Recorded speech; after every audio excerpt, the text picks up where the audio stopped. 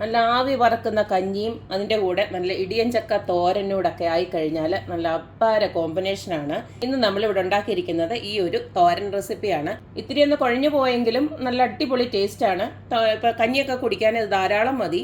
അതുപോലെ തന്നെ ചോറിൻ്റെ കൂടെ ആണെങ്കിലും ഇത് കഴിക്കുന്നത് നല്ലതാണ്. മാത്രമല്ല ഷുഗർ പേഷ്യൻസിനൊക്കെ നല്ല എല്ലാവരും ഡോക്ടേഴ്സൊക്കെ പറയുന്നത് ചക്ക ഇഷ്ടം പോലെ കഴിക്കണം. അതായത് ചക്കപ്പഴമല്ല, ചക്ക ഇതുപോലൊക്കെ വേവിച്ചതോ അല്ലെങ്കിൽ തോരനാക്കിയതോ എന്ത് വേണമെങ്കിലും ഇഷ്ടം പോലെ കഴിക്കാനാണ് പറയുന്നത്. എന്തായാലും ഇന്ന് ഈ ഒരു റെസിപ്പിയാണ് ഞാൻ ഉണ്ടാക്കിയിരിക്കുന്നത്. അപ്പോൾ നമുക്ക് ഈ ഒരു റെസിപ്പി എങ്ങനെ ഉണ്ടാക്കുന്നതെന്ന് നോക്കിയിട്ട് വരാം. ഇടിച്ചക്ക തോരൻ അല്ലെങ്കിൽ ടെൻഡർ ജാക്ക് ഫ്രൂട്ട് തോരൻ ഉണ്ടാക്കാനായിട്ട് ഇതുപോലൊരു ഇടിച്ചക്ക ഇതുപോലൊക്കെ വാങ്ങിച്ചിട്ടുണ്ട്. ലുലുന്ന് വാങ്ങിച്ചതാണ്. ഇപ്പോൾ ഇത് ചക്ക മഹോത്സവമാണ്. ഇപ്പോൾ ഇഷ്ടംപോലെ ചക്ക ഏത് സൈസിലുള്ളത് വേണമെങ്കിലും നമുക്ക് കിട്ടും. അപ്പോൾ എന്തായാലും നമുക്ക് ഇതിൻ്റെ ഈ പുറന്തൊലിയൊക്കെ ഒന്ന് കട്ട് ചെയ്തതിന് ശേഷം ഇതൊന്ന് ചെറുതെ കഷ്ണങ്ങളാക്കി എടുക്കണം. എന്തായാലും ഞാനിതൊന്ന് മുറിച്ചെടുക്കുകയാണ്. മുറിക്കുമ്പോൾ ഞാൻ കുറച്ചൊരു വെളിച്ചെണ്ണ തേച്ചിട്ടുണ്ട് നമ്മുടെ കത്തിയിൽ. അതൊന്ന് മുറിച്ചെടുക്കട്ടെ. എന്താ കണ്ടില്ലേ? ഇനി ഇതിൻ്റെ കറയൊക്കെ ഒന്ന് എടുത്ത് കളയണം.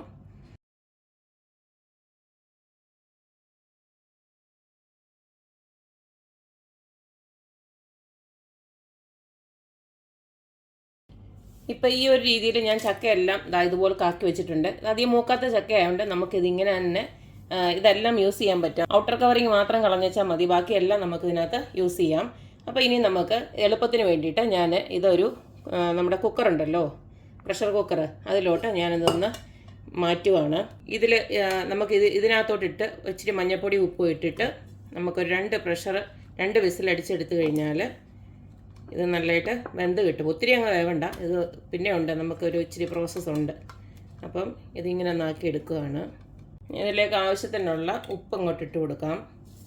1/2 ടീസ്പൂണോളം മഞ്ഞൾപ്പൊടി ഇട്ട് കൊടുക്കാം. അടുത്ത ഇതിലേക്ക് നമുക്ക് കുറച്ച് വെള്ളം ഒന്ന് ഒഴിച്ച് കൊടുക്കണം. നകയ്ക്കൊന്നും കൊടുക്കണ്ട, കുറച്ച് മതി. കാരണം ചക്ക വേകുന്ന വെള്ളമല്ലേ, ഇത് നമുക്ക് ഊറ്റിക്കളയാനൊന്നുമില്ല. അപ്പം നമുക്ക് കുറച്ച് വെള്ളത്തിൽ ഇത് വേവിച്ചെടുക്കണം. ഒരു 1/4 ഗ്ലാസോളം വെള്ളം ഞാൻ ഒഴിച്ച് കൊടുത്തിട്ടുണ്ട്. ഇനി ഇത് നമുക്കൊന്ന് വേവിച്ചെടുക്കാം. ഒരു 2 വിസിൽ അടിച്ചെടുത്താൽ മതി, അപ്പോഴത്തേക്ക് ഇത് വെന്ത് കിട്ടും. ചക്ക ഞാൻ 2 പ്രഷർ ഒക്കെ വന്ന് ഞാനിപ്പം അത് ഓഫ് ചെയ്തിട്ടുണ്ട് സ്റ്റൗവ്. ആ സമയം കൊണ്ട് നമുക്ക് ഒരു അരപ്പ് തയ്യാറാക്കി എടുക്കാനുണ്ട്. നമ്മുടെ തോരന് സാധാരണ നമ്മൾ തോരൻ വെക്കുന്ന പോലെ തന്നെ ഉള്ളൂ. ഇതിനകത്തേക്ക് നമുക്ക് ഒരു കുറച്ച് വെളുത്തുള്ളി, അതായത് 6-7 വെളുത്തുള്ളി ഇട്ട് കൊടുക്കാം. ചക്ക ആയതുകൊണ്ട് തന്നെ ഞാൻ വെളുത്തുള്ളി ഇച്ചിരി കൂടുതലാണ് ഇട്ട് കൊടുക്കുന്നത്. ഇത്ര ഇട്ട് കൊടുക്കുന്നുണ്ട്, 6-7 എണ്ണം ഉണ്ട്. ഇനി അതുപോലെ തന്നെ എരിവിന് ആവശ്യമായിട്ടുള്ള മുളക്, അത് നിങ്ങൾക്ക് ഇഷ്ടമുള്ള മുളക് ചേർക്കാം. ഇതിപ്പോൾ ഞാൻ കാന്താരി ഉണ്ടായതുകൊണ്ട് ഞാൻ കാന്താരി ചേർക്കുന്നതേ ഉള്ളൂ. അപ്പോൾ ഇത്രയും കാന്താരി മുളക് ഇട്ട് കൊടുക്കുകയാണ്. അത് ഒരു 7-8 എണ്ണം ഉണ്ട്. പിന്നെ കുറച്ച് കറിവേപ്പില ഇട്ട് കൊടുക്കുന്നുണ്ട്. പിന്നെ ഒരു 3-4 കൊച്ചുള്ളിയോടെ ഞാൻ ഇതിൻ്റെ കൂടെ ഇട്ട് കൊടുക്കുന്നുണ്ട്. 1 ടീസ്പൂണ് ചെറിയ ജീരകോടെ ഞാൻ ഇട്ട് കൊടുത്തിട്ടുണ്ട്. ഇനി നമുക്കിതൊന്ന് ചതച്ചെടുക്കാം. ഈ ഒരു പരുവത്തിൽ ഞാൻ ചതച്ചെടുത്തിട്ടുണ്ട്. ഇതിനകത്ത് ഞാൻ മഞ്ഞൾപ്പൊടി ചേർക്കാനെന്ന് പറഞ്ഞാൽ നമ്മൾ ഓൾറെഡി ഇതിനകത്ത് ഇട്ടിട്ടുണ്ടല്ലോ, ചക്ക വേവിച്ചിനകത്ത് ഇട്ടിട്ടുണ്ട്. വേണമെന്ന് വെച്ച് കഴിഞ്ഞാൽ നമുക്ക് അവസാനമാണെങ്കിലും നമുക്ക് മഞ്ഞൾപ്പൊടി ചേർത്ത് കൊടുക്കാം.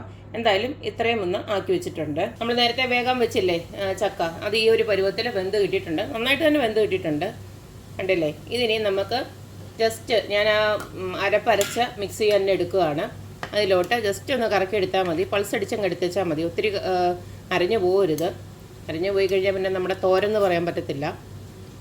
ജസ്റ്റ് ചതച്ചിങ് എടുത്താൽ മതി. കുറച്ചിട്ട് ചതച്ചെടുത്താൽ മതി.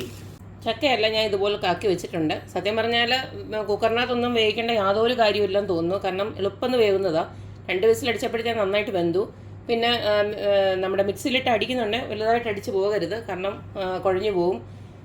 കണ്ടില്ലേ? ഈ ഒരു പരുവത്തിലും അല്ല, ഇതിനെക്കാട്ടി ഇച്ചിരി കൂടെ വേവ് കുറച്ച് എടുക്കുകയാണെങ്കിൽ അത്രയും നല്ലത്. ഇത് ഇത്തിരി ഒന്ന് വെന്ത് പോയിട്ടുണ്ട്, എന്നാലും കുഴപ്പമില്ല, ചക്കയല്ലേ.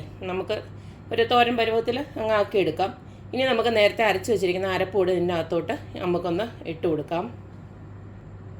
അപ്പോൾ ഞാൻ അരപ്പൂട് ഇതുപോലെ ഇട്ട് കൊടുത്തിട്ടുണ്ട്. നമ്മൾ ഓൾറെഡി ഉപ്പിട്ട് കൊടുത്തിട്ടുണ്ട്, അതുകൊണ്ട് നോക്കിയിട്ട് ഇട്ട് കൊടുത്തേച്ചാൽ മതി. ഇനി നമുക്ക് ഇത് കടുക് വറുത്തങ്ങ് ചേർത്താൽ മതി. ഇടിച്ചക്കത്തോരന് ഒരു കടുക് വറക്കാനായിട്ട് ഇതുപോലൊക്കെ ഒരു പാൻ അടുപ്പേ വെച്ച് ഞാൻ കുറച്ച് വെളിച്ചെണ്ണ അങ്ങോട്ട് ഒഴിച്ച് കൊടുക്കുന്നുണ്ട്. ഇതിലേക്ക് നമുക്ക് കുറച്ച് കടുക് ഇട്ട് കൊടുക്കാം. കടുക് പൊട്ടി വരുന്നുണ്ടേ കുറച്ച് കൊച്ചുള്ളിയും കറിവേപ്പിലയും വറ്റൽമുളക് കൂടെ നമുക്കൊന്നിട്ട് മൂപ്പിച്ചെടുക്കാം.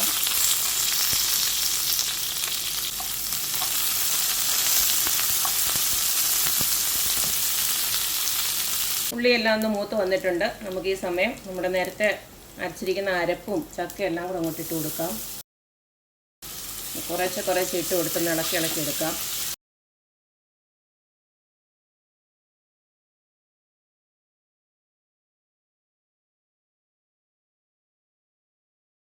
ഒരു ഇത്തിരി ഉപ്പിൻ്റെ കുറവുണ്ടായിരുന്നു, ഞാനത് ഇട്ട് കൊടുത്തു. ഇനി ലാസ്റ്റ് നമുക്ക് കുറച്ച് നമ്മുടെ കുരുമുളക് പൊടിയില്ലേ അതുകൂടി ഇട്ട് കൊടുക്കാം. ചക്ക ആയതുകൊണ്ട് തന്നെ കുരുമുളക് പൊടി നല്ലതാണ്.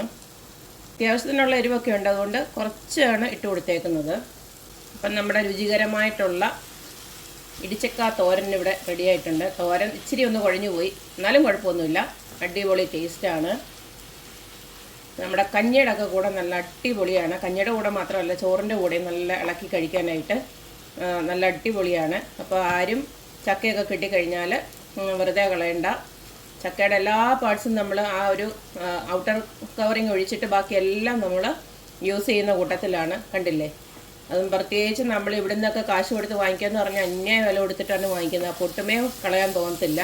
എന്തായാലും എല്ലാവരും ഇതുപോലൊക്കെ ഒന്ന് വെച്ച് നോക്കുക, അഭിപ്രായങ്ങളൊക്കെ അറിയിക്കുക. അപ്പോൾ എപ്പോഴും പറയുന്ന പോലെ എൻ്റെ റെസിപ്പീസ് ഇഷ്ടമുള്ള എല്ലാവരും please like, share and subscribe. അപ്പോൾ ഇനി ഒരു അടിപൊളി വീഡിയോ ആയിട്ട് വരുന്നവരേക്കും ബൈ.